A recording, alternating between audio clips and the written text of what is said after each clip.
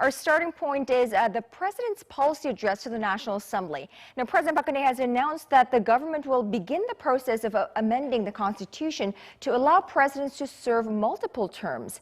And she'll complete the process by the end of her term. Now, that doesn't leave us much time. Song Ji-sun reports. President Park has vowed to put the revision into effect before her single 5-year term ends, citing the outstanding difficulties she has experienced over the past 3 years and 8 months she's been in office. She said the challenges facing Korea cannot be tackled with just a handful of policies or reforms, and that the revision must be approached with the next century in mind.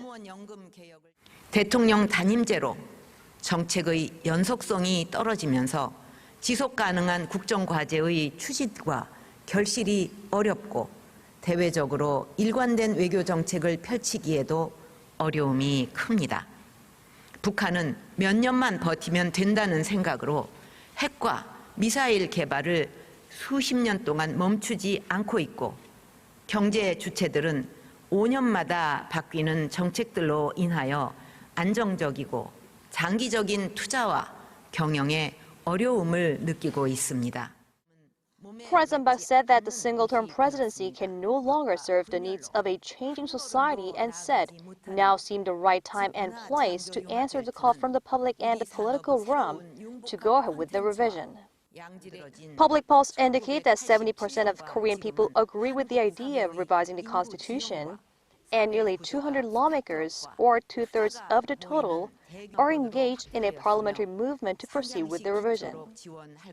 저는 오늘부터 개헌을 주장하는 국민과 국회의 요구를 국정 과제로 받아들이고 개헌을 위한 실무적인 준비를 해 나가겠습니다. 임기 내에 헌법 개정을 완수하기 위해 정부 내에 헌법 개정을 위한 조직을 설치해서 국민의 여망을 담은 개헌안을 마련하도록 하겠습니다. President Park also asked lawmakers to set up a special parliamentary committee and to gather public opinion on the issue to further develop and discuss the scope and content of the tasks ahead.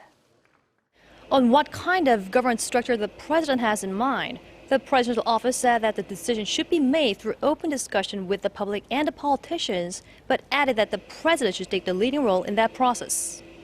Song Ji-sun, Arirang News.